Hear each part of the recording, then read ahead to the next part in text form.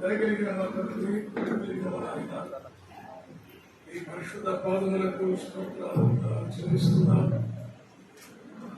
నమ్మదగిన దేవుడు,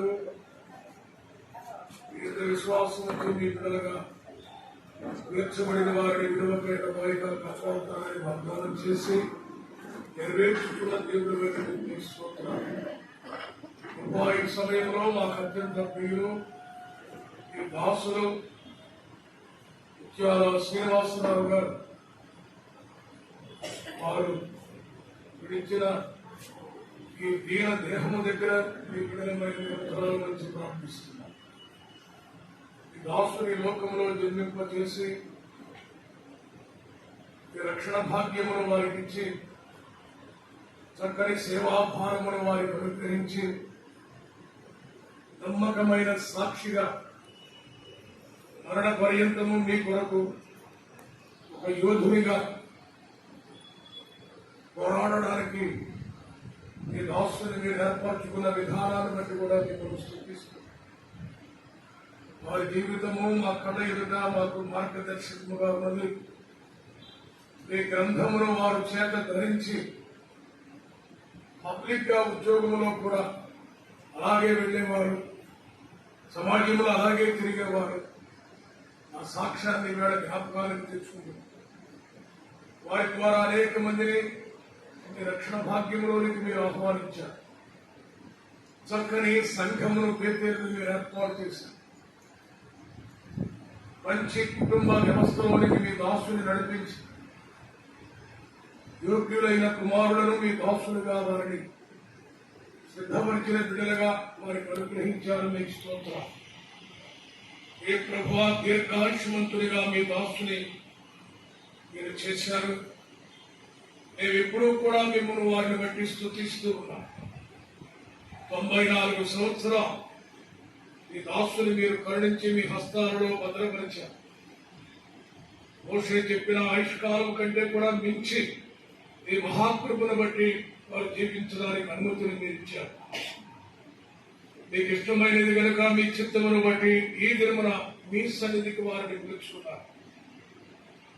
మహాభక్తులు భక్సింగ్ గారి మొదలుకొని దైవ సేవకులు మీ సన్నిధిలో ఆనందిస్తూ ఉండగా వారి సమూహంలోనికి మీ దాసులను మీరు కలిపారు, చేర్చుకున్నారు. అందరిని బట్టి స్తుతిస్తున్నారు.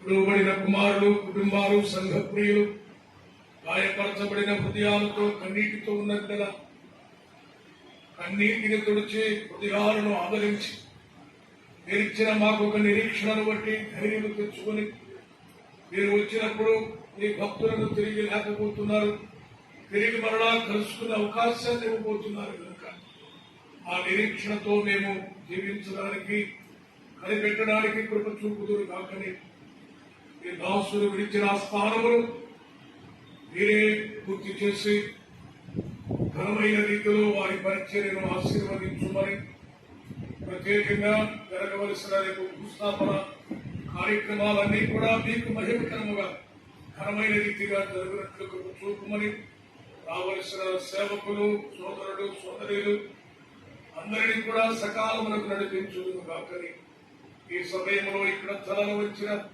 ప్రతి ఒక్క బిడ్డను కూడా మీ నామములో ఆశీర్వదించుదును కాకని, ఈ మనవులు మా రక్షకుడు విమోచకుడైన యేసు క్రీస్తు అతి శ్రేష్టమైన నామముని ప్రార్థించి వేడుకొనుచున్నాము తండ్రి. ఆమేన్.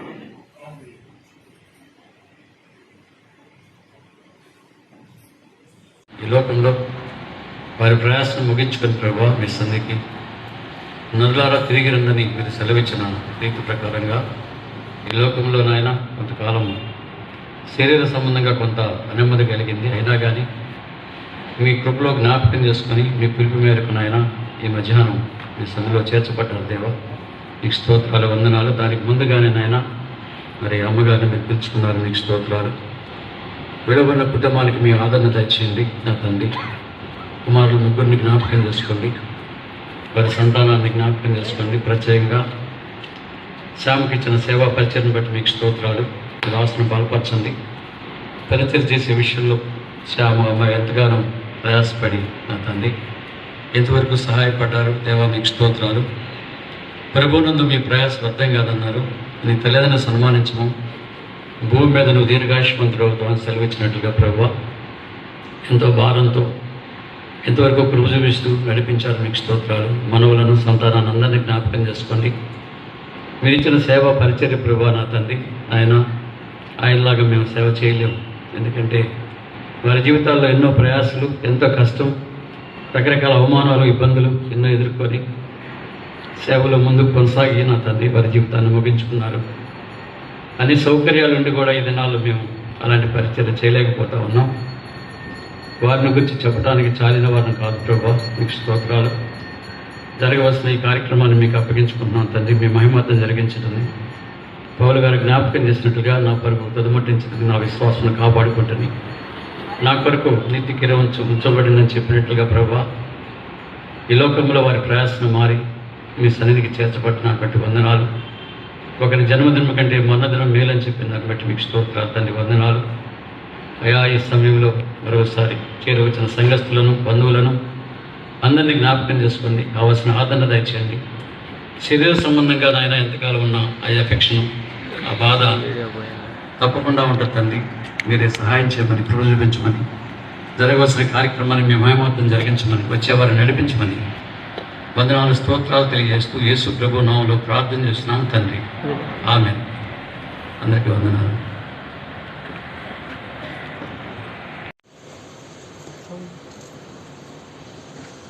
కీర్తన గ్రంథము 125వ కీర్తన. కీర్తనలు 125 4వ వచనం చదువుకుంటాం. యెహోవా మంచివారికి మేలు చేయు, యథార్థ హృదయులకు మేలు చేయు. అవి మాటలు మన యొక్క మైండ్ గురించి. కాబట్టి యెహోవా మంచివారికి మేలు చేస్తాడు. మంచివారు అంటే బైబిల్ చెప్తుంది, రోమి రాసిన పత్రిక 3వ అధ్యాయము 10-11 వచనాలు, నీతిమంతుడు లేడు, ఒక్కడు లేడు, దేవుని మీదకు వాడెవడును. అలాంటి మళ్ళా దేవుడు ఏం చేస్తూ వచ్చాడంటే, రోమి రాసిన పత్రిక 3వ అధ్యాయం 24వ వచనంలో మరొక మాట రాస్తూ వచ్చాడు. కాబట్టి నమ్మువారు ఆయన కృప చేతనే క్రీస్తు యేసునందు విమోచనం ద్వారా ఉచితంగా నీతిమంతులుగా తీర్చవచ్చు. దేవుడు మనను మంచివారిగా చేయడానికి యేసుక్రీస్తు వారి నమ్ముకున్న ద్వారా ఉచితంగా నీతిమంతులుగా తెలుస్తుంది. కాబట్టి ఎవరు మంచివారు కారు, అయితే యేసుక్రీస్తు ఒక్కరే మంచివారు, ఆయన ఒక్కడే నీతిమంతుడు. కాబట్టి ఆ నీతిమంతుల ప్రభువు ఆ నీతిమంతుడు మన కొరకు ఏం చేశాడంటే, పేతురు రాసిన మొదటి పత్రిక 3వ అధ్యాయం, పేతురు రాసిన మొదటి పత్రికలో 3వ అధ్యాయము 18వ వచనంలో మాట్లాడవచ్చు. అనీతిమంతులైన మన కొరకు నీతిమంతుడైన క్రీస్తు శరీర విషయంలో చంపబడి, ఆత్మ విషయంలో బ్రతికింపబడి, ఆత్మల విషయంలో ఒక్కసారి శ్రమ పడింది. కాబట్టి మనలను నీతిమంతులుగా చేయడానికి, మంచివారిని చేయడానికి నీతిమంతుడైన ప్రభువు శరీర విషయంలో చంపబడ్డాడు, ఆత్మ యందు బ్రతికింపబడి, ఆత్మ విషయంలో ఒక్కసారి శ్రమ పడ్డాడు. అక్కడ ప్రభువైన యేసుక్రీస్తు వారిని ఎవరైతే నమ్ముతారో వారి దేవుడు మంచివారుగా, నీతిమంతులుగా తీరుస్తాడు. ఒకవేళ ప్రభువుని విశ్వాసం ఉంచకపోతే పాపములో సుచేతము మరణమని రోమా 3:26-23 రాయబడుతుంది. వాడి మరణం పొందడానికి కాదు, యేసుక్రీస్తు వారు మన లోకంలో జీవింపజేసింది. తనతో కూడా జీవించిన నిమిత్తమై ప్రభువు ఇష్టపడి మన కొరకు ప్రాణం అర్పించారు.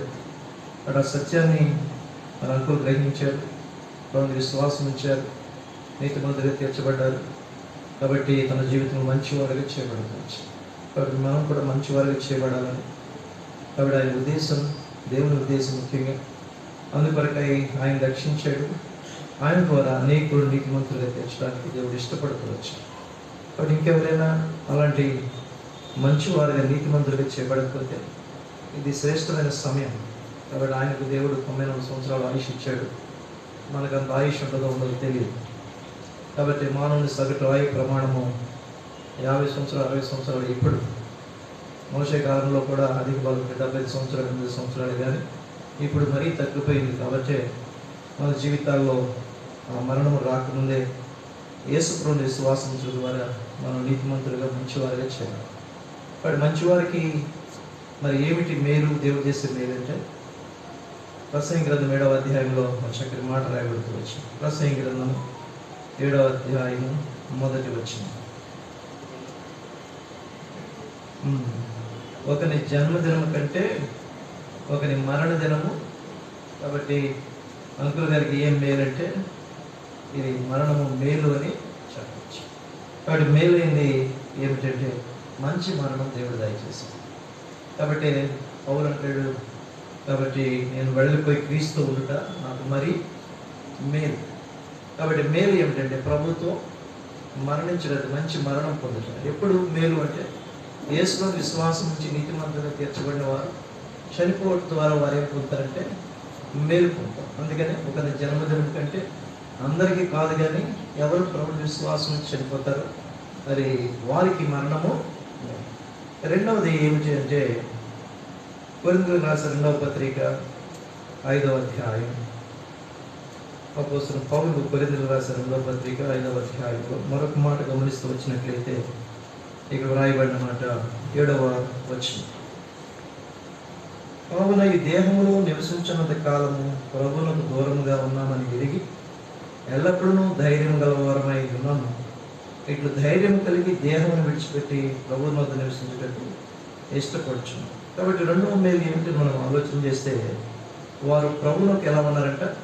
దగ్గరగా ఉన్నారు. మనం దూరంగా ఉన్నాం, కానీ అంకుల్ గారు ప్రభువులకు ఎక్కడ ఉన్నారంటే దగ్గరగా. కాబట్టి దేహం విడిచిపెట్టిన వారు ప్రభువులకు దగ్గరగా ఉంటారు. దేహంలో ఉన్న మనము ప్రభువులకు. కాబట్టి ఇది మేలు కదా, ప్రభు దగ్గరగా ఉండటం. కాబట్టి ఆయన నీతిమంతులకు తీర్చబడ్డాడు కాబట్టి అది మేలు. రెండవది ఆయన మరణం కూడా మేలు, నీతిమంతులకు తీర్చబడ్డాడు. ఇప్పుడు ఆయన ప్రభువులకు దగ్గరగా ఉన్నాడు. ఇంకోటి మనం గమనిస్తూ వచ్చినట్లయితే ప్రకటన గ్రంథము 14వ అధ్యాయం 13వ వచనంలో, ప్రకటన గ్రంథం 14వ అధ్యాయం 13వ వచనం, అతడు ఇప్పటి నుండి ప్రభునందు మృతులు ధన్యులని వ్రాయమని పరలోకము నుండి ఒక స్వరం చెప్పగల నిజమే. వారు తమ ప్రయాసం మాని విశ్రాంతి పొందుదురు, వారి క్రియలు వారి వెంట పోవని ఆత్మ చెప్పచ్చు. కాబట్టి ఇప్పుడు ఈయనకి మరొక ధన్యకరణ మేలైంది ఏమిటంటే విశ్రాంతి పొందుతారు. కాబట్టి ప్రయాస మానేసి పాప సంబంధం విడుదల, దాని నుంచి విడుదల విశ్రాంతి పొందారు. ఇప్పుడు శ్రేష్టమైన విశ్రాంతి ఏమిటంటే పరలోకములో విశ్రాంతి పొందుతూ ఉన్నవారు వచ్చినారు. కాబట్టి వారు తమ ప్రయాసములు మాని ఇప్పుడు రెస్ట్లో ఉన్నారు. కాబట్టి వారి క్రియలు వారి వెంట. కాబట్టి ఏమొస్తాయి మన వెంట? మనం చేసిన మంచి పనులు ఏమిటి ఉన్నాయో మంచి వస్తాయి, చెడ్డ వస్తాయి. అక్కడ మంచి వారికి ఏమో శ్రేష్టమైన అనుభవం ఉంటాం, చెడ్డవారు నీతి నరకానికి. ధనవంతుడు అబ్రహాము రూపం అనుకుంటే లాజరు క్షమించండి, ధనవంతుడు పాతాళంలో యాత్ర పడుతూ. కాబట్టి ఇక్కడ మరొక మేలు ఏమిటంటే వారు ప్రయాసములు. చివరి దినాల కొంత శరీరంలో కొంత బలహీనతని హాస్పిటల్కి చూపించారు. అయినప్పటికీ ఇవన్నీ కూడా దేవుడు ఎందుకంటే ఆయన సరిచేయడం కొరకై కొన్ని విషయాలు ఏమైనా ఉన్నాయేమో అవి కూడా సరిచేయడానికి ప్రభు కొన్నిసార్లు ఏం చేస్తాడంటే అనుమతించేవాడుగా వచ్చిన దాదాపు 10 సంవత్సరాలు. కాబట్టి అలా ఉన్నాడు అంటే కాబట్టి దేవుడు ఎందుకో దేవుని కార్యం ఏం జరగాలని వ్రాయబడి ఉన్నాయో. కాబట్టి అవన్నీ జరిగించడానికి దేవుడు ఏం చేసుకుంటాడు, కొన్నిసార్లు కొంత కాలం మనను మనసు మీద కూడా ఉంచేవాడుగా. అయితే అవి కూడా మేలు కోసమే అని మనము గుర్తెరగాలి. ఏం నేర్చుకోవాలని దేవుడు ఇష్టపడేలా ఉంచాడో అవన్నీ కూడా నేర్పడానికి దేవుడు ఇష్టపడతాడు. కాబట్టి అంకుల్ గారు శ్రేష్టమైనటువంటి మరణాన్ని పొందుతూ వచ్చారు. కారణం ఏంటంటే ఆయన నీతిమంతుడిగా తీర్చబడుతూ వచ్చారు. కాబట్టి ఆయన మరణం శ్రేష్టం. కాబట్టి అందుకని ఒక జన్మదినం కంటే మరణ దినం లేదు. కాబట్టి అంకుల్ గారికి దుఃఖపడడం అవసరం లేదు. కాబట్టి మేలైన మరణం తనకు దేవుడు ఇచ్చాడు. ప్రభువులకు దగ్గరగా ఉన్నాడు, మనం దూరంగా ఉన్నాం. ఇప్పుడు దానికి ప్రయాసం లేదు, విశ్రాంతి పొందుతున్నారు. కాబట్టి మరి మన జీవితాల గురించి సత్యాన్ని కూడా తిరిగి అలాంటి శ్రేష్టమైన అనుభవానికి దేవుని రావాలంటే మనం కూడా ఆయన నమ్మిన ప్రభువును మనం కూడా నమ్మడం ద్వారా, ఆయన విశ్వసించిన దేవుని ప్రభువును మనం కూడా విశ్వసించడం ద్వారా ప్రభు మన పాపాలు కూడా క్షమిస్తాడు, మనం కూడా నీతిమంతులుగా తీరుస్తాడు. మనం చనిపోయిన శ్రేష్టమైన అనుభవాన్ని దేవుడు మనను తీసుకున్నాం. కాబట్టి అలాంటి వారి గురించి మనం ఏం చేయకూడదంట, దుఃఖపడకుండుట దుఃఖపడ మంచిది కాదు. తెస్సలోనికీయులకు రాసిన మొదటి పత్రికలో మనం 4వ అధ్యాయం. కాబట్టి వారి గురించి దుఃఖపడడం అవసరం లేదు. ఒక దినాన్ని ప్రభుత్వం కూడా రాబోతున్నారు, మనం ఆయన కలుసుకోబోతున్నాం. కాబట్టి ఇది నిరీక్షణ కలిగిన వారమే. కాబట్టి సంతోషంగా ఆయన యొక్క భౌతిక దేహాన్ని అటు సమాధికి అప్పగించడానికి మనం అందరం కూడా మనం సిద్ధపరచుకోవాల్సిన అవసరం ఉంది. ఆ రీతిగా దేవుడు మనకు సహాయం చేయండి.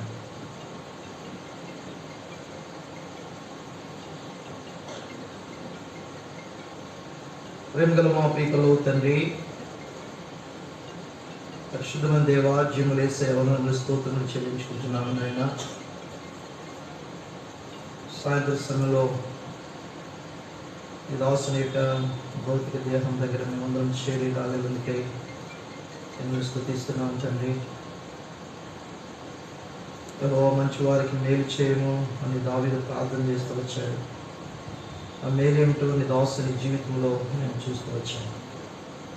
ఈ లోకంలో తను పాప సంబంధిగా జీవిస్తున్నప్పుడు ప్రభావైనా భౌతికంగా అందరికీ మంచివాడే వచ్చాను, కానీ మీ దృష్టిలో ఆపి అలాంటి పాప సంబంధ స్థితిని తను జ్ఞాపకం చేసుకుని తను నేను విశ్వాసం ఉంచడానికి, రక్షణ పొందడానికి, నీతిమంతుడిగా తీర్చబడడానికి మీరు ఇష్టపడుతూ వచ్చారు. ప్రభావ మీరు చేసిన మేలుని బట్టి మీరు స్తుతిస్తున్నాం. మీరు ఇచ్చిన గొప్ప రక్షణ బట్టి మీ నామానికి కనపరుస్తున్నాం. రక్షించడం మాత్రమే కాకుండా తన ఉద్యోగ బాధ్యతలు చక్కగా నిర్వర్తించి అటువంటి సేవ చేయడానికి మీరు ఏర్పాటు చేసుకున్నారు. అందుని బట్టి మేము స్తుతిస్తున్నాం. ఈ లోకంలో తనకు అప్పగించిన పరిచర్యను ముగించారు.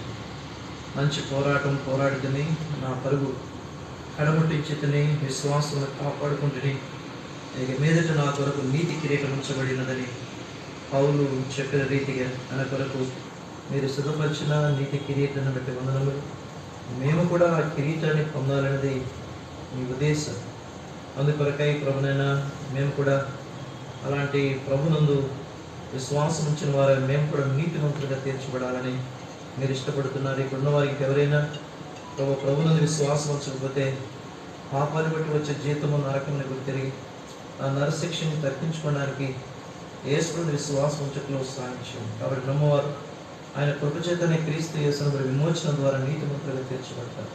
కాబట్టి ఇక్కడ ఉన్నవారు ఎవరైనా ఇంకా నీతిమంతులుగా తీర్చబడకపోతే వారి జీవితాలకు దినాన్ని తీర్పుంది అగ్ని గంధకంతో మన గుణం తప్పించుకున్న విజయానికి అనుకూల సమయం నేడే రక్షణ దినం. వారు తీర్మానం చేసుకుంటూ స్థాయిపడం, అలాగే మీ దాసులు మరణం ఎంతో శ్రేష్టమైనది కాబట్టి మంచి మరణం ఇచ్చారు. అందులో స్తుతిస్తున్నాం. ప్రభానైనా వృధాటం వచ్చిన వాడై మంచి ముదిమలో దావీదు మరణించాడు. అతని తర్వాత అతని కుమారుడు సొలొమోను రాజుగా మీరు స్థిరపరుస్తూ ఐశ్వర్య ప్రభావంలో కలిగి మంచి ముదిమలో మరణించిన ప్రియ మొదటి దినవృత్తాంతం చివరి అధ్యాయంలో చివరి వచ్చిన 29వ వచనంలో మేము చూస్తున్న వారు ఉంచినాం. కాబట్టి దాసు విషయంలో అలాంటి శ్రేష్టమైనటువంటి అనుభవానికి మీరు తీసుకుని వచ్చి అది మరణాన్ని అనుగ్రహిస్తూ వచ్చారు. ఇప్పుడు తను మీకు దగ్గరగా ఉన్నాడు. అందులో నేను స్తుతిస్తున్నాం. తను నెమ్మది పొందుతున్నాడు, మీకు సమీపంగా ఉన్నాడు, తన ప్రయాస లేదు, విశ్రాంతినిచ్చారు. అందుని బట్టి నేను స్తుతిస్తున్నాను తండ్రి. కాబట్టి గొప్ప శ్రేష్టమైన మరణాన్ని దాసుని విషయంలో మీరు కలిగిస్తూ వచ్చారు. ప్రభు ఆదేశంలో అధిక బలాన్ని ఇచ్చి ఆయుష్ ఎంతవరకు మీరు పొడిగిస్తూ వచ్చారు. అందులో నేను స్తుతిస్తున్నాను తండ్రి. ఈ రీతిగా ప్రభు విడిచిపోయినటువంటి కుమారులందరికీ ప్రార్థన చేస్తున్నాం. దాసులు జెర్మియాను, శామన్న, అదేశంలో జాషువాను బట్టి కుటుంబాలను బట్టి మేము స్తుతిస్తున్నాం. వారిని ఆదరించి ధైర్యపరచుము. అతని తల్లిని ఆదరించే రీతి కంటే ఎక్కువగా మీరు ఆదరించే దేవుడు. కాబట్టి యెరూషలేములను మీరు ఆదరించబడతారని మీరు సెలవిచ్చిన దేవుడు. కాబట్టి బిడ్డలు మీ సంఘం ద్వారా ఆదరిస్తారు. అలాగే స్థానిక సంఘంలో మరి ప్రతి కుటుంబాన్ని బట్టి వందనములు స్తోత్రములు. వారు కూడా బలపరచము, ధైర్యపరుస్తూ రావాల్సిందిగా కృష్ణ. ఈ రీతిగా నిబిడతో కలిసి ఈ దాసుని చూడటానికి ప్రభునైనా మరి మాటలు పంచుకోవడానికి ఇచ్చిన అవకాశం స్తుతిస్తూ మిగిలిన సమయాన్ని మీరు దేవునికి మహిమ పొందమని రావాల్సిన బంధువులు, స్నేహితులు, కుటుంబ సభ్యులందరినీ కూడా సకాలంలో తీసుకుని రావాల్సిందిగా కోరుకున్న ఫ్యూనరల్ ద్వారా అనేకులు రక్షణ పొందినట్లు, మేలు పొందినట్లు సహాయపడుతున్నాము. మీరు మహిమ పొందినట్లు పొందదాయించండి. యేసు ప్రభు వారి శ్రేష్టమైన నామమున స్తుతించి ప్రార్థించి అడిగి వేడుకొంచున్నాం తండ్రి. ఆమేన్.